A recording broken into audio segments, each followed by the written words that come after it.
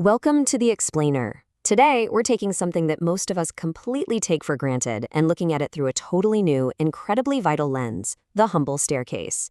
You know, for a lot of us, bounding up 2 steps at a time is just second nature. But as we age, a standard staircase can quickly become an imposing, even dangerous obstacle course.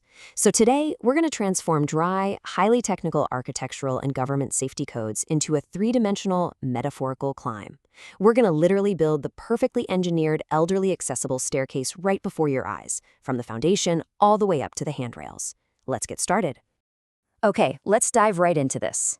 Here's our blueprint for today's build. First, geometric foundations. Second, surface materials and visual cues. Third, dual-tier handrail systems. Fourth, lighting levels and safety. And finally, mechanical access solutions. Section 1. Geometric foundations. Building the perfect step. We're starting our 3D build at the very bottom.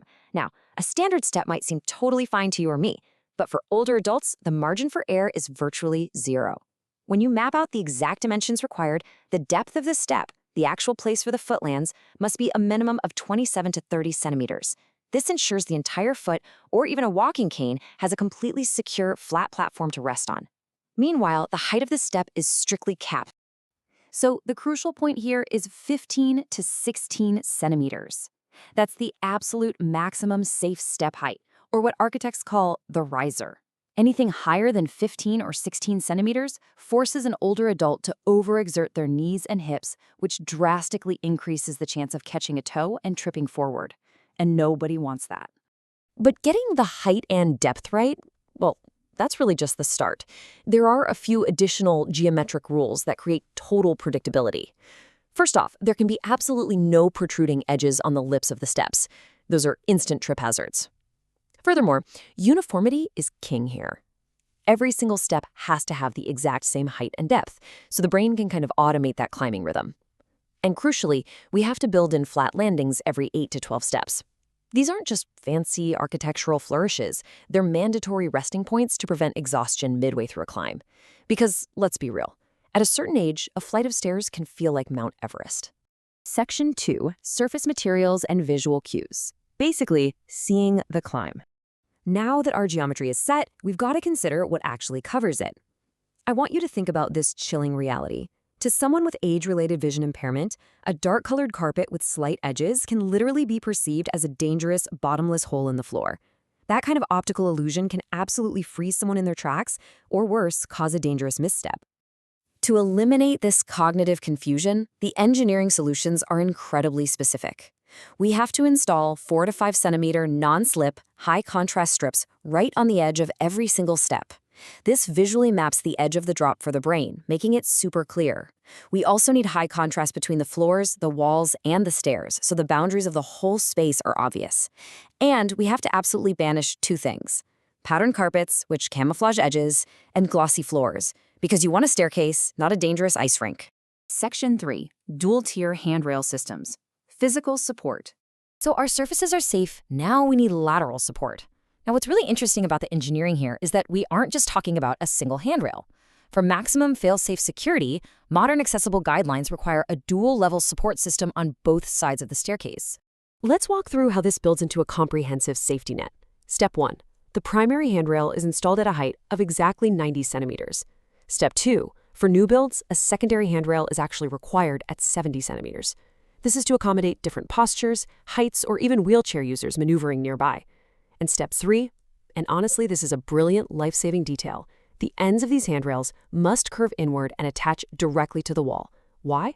Because an open handrail end can easily catch a loose sleeve, a purse strap, or a pocket, which could forcefully spin an older person around and cause a devastating fall down the stairs. Section 4. Lighting levels and safety. Illuminating the path.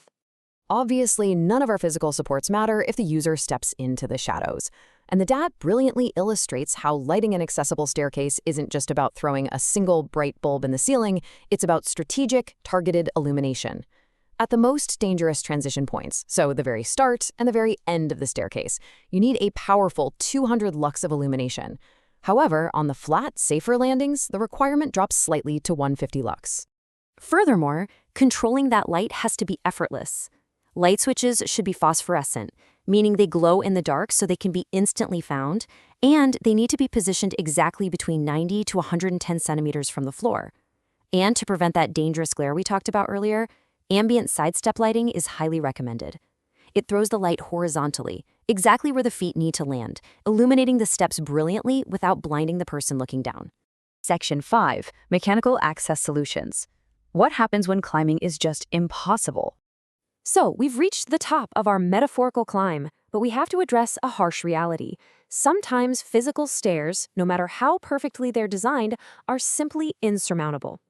When an elevator cannot be installed due to cost or space, a TSE standard stair climbing device is a vital alternative for wheelchair users. Operated by a trained companion, this device safely ratchets the wheelchair up or down the steps, bypassing the physical barrier entirely. But integrating these mechanical aids requires strict spatial planning. You can't just slap them in anywhere. To put it into perspective, a standard stair lift that moves along an inclined plane requires a minimum footprint of 90 by 125 centimeters. A vertical lifting platform requires an even larger space of 90 by 140 centimeters. And for sudden crises where the power might be out or an immediate exit is required, residential buildings should be equipped with emergency evacuation chairs.